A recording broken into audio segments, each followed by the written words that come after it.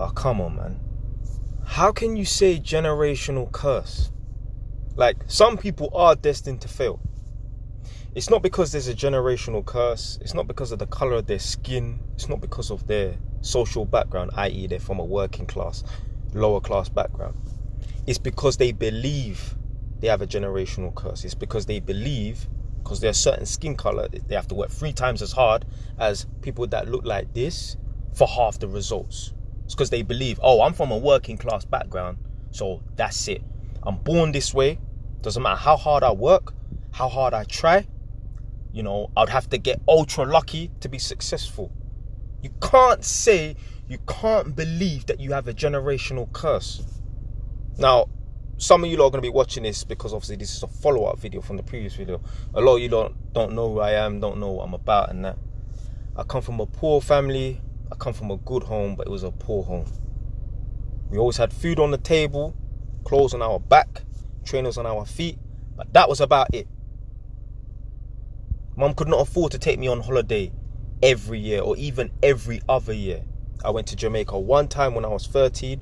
I could have gone a second time when I was 16, around about GCSE times. But basically my great grandma, RIP, she passed away. My mum went out there for the funeral. I could have went, but I had GCSEs. I ended up actually getting kicked out of school because obviously I was in school messing about or whatever, innit? Fast forward, I'm sitting on 6 properties 16 years later. So when I was 16, obviously I had nothing. I used to buy and sell crisp and drinks in school. Went to college like every other kid. And then at age 24, I bought my first property. And then fast forward a few years after that, I'm sitting on 6 properties. Do you see a generational curse? I'm from the ends, just like you lot. Even if you're not from London, you might be from Manchester or Birmingham. Man grew up just like you lot. The man then watching this right now, yeah, don't think I'm any different to any of you lot.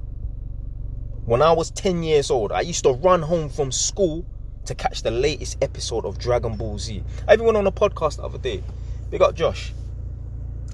He was asking, so what was your childhood like? Like, you know, like, tell me about your childhood and that. Like, you know, what was you doing when you was a kid? I'm like, yo, everything that everyone else was doing. I ran for the school bus. I sat at the back of the bus. Yeah, I played fighting with man on the bus. I played run-outs on the estate. Like, obviously, man want to get to know man's story and that, but it's no different to anyone. Obviously, if you're a male watching this right now, it's no different to your story. Man grew up just like you lot. Yeah, so there's no such thing as a generational curse. It's just an excuse to not make something of yourself. You see, in life, it's easy to fail. And it's even easier to fail, and you can come to terms with failure if you believe and make up in your head that I have a generational curse. So this is why our parents have fed this nonsense to us. Oh yeah, it's a lot harder for us. Do you know why?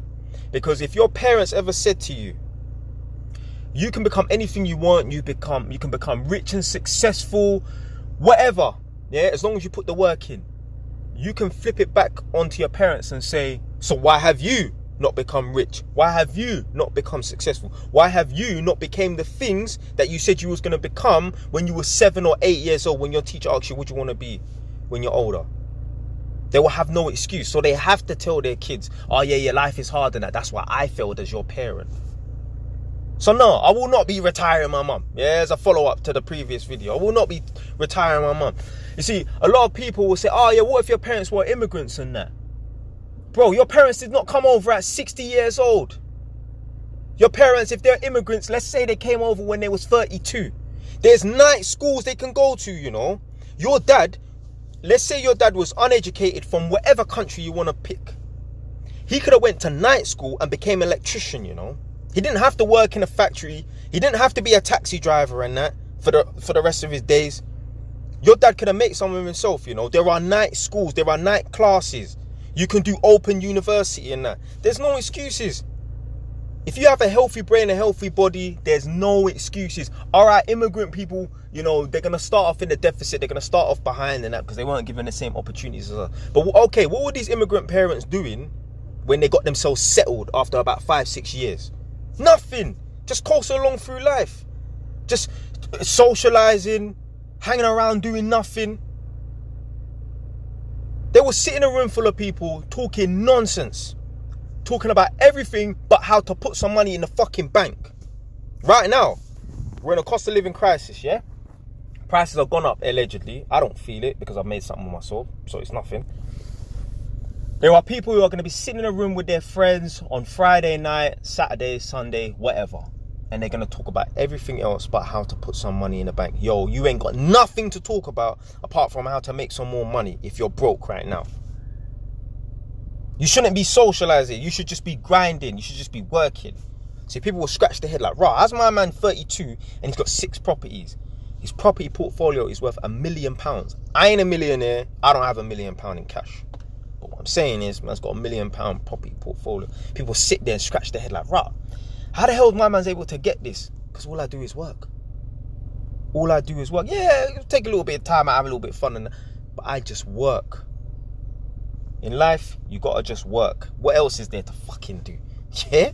Yeah, enjoy work. Enjoy building something. Yeah? Anyway, about to go to work now. So there's no generational curse. This is a victim mindset. I don't want to hang around with anyone that has that sort of mindset. When I have children, I will keep them as far away from anyone that has a fucking victim mindset that will try and tell them they have a generational curse because they're black. Nonsense. There's no such thing as a generational curse. Things were harder for my Jamaican people then when they first came over in the 50s and 60s and that was back then. It's too easy right now. Too easy right now. You lot try to you lot seem to think, oh, the whole world's against us. Oh, the police against us. Let me tell you something. You see that other day, yeah? I must have done something to someone on my road and the whole of my road came out. Well, not the whole of my road, but 8 people came out. My neighbours, yeah? And when the police turned up, because they called the police on me, they was showing evidence of certain things, yeah, allegedly. Certain pictures and certain footage and that. You know, the police didn't even arrest me.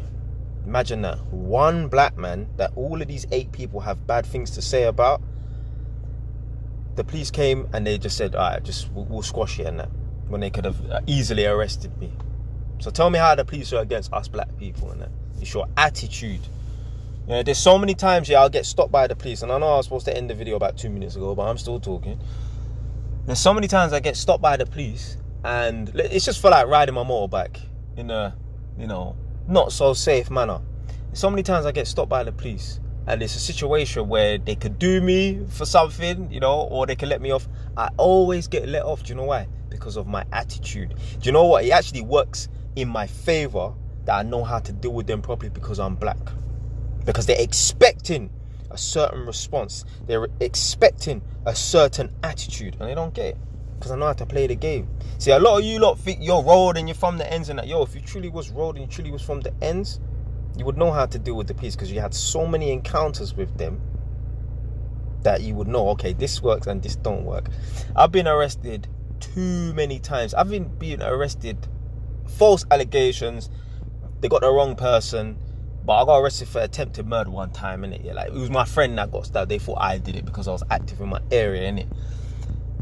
Did not get thrown on the floor. They just arrested me calmly. They even said my name on the radio. Like, they came out looking for me. Because, obviously, in my area, I was active and that. Did not get thrown on the floor. Nothing. I've had police come to my house a few years ago with tasers. Never got tasered. Anyway, like I said, I'm going to work now.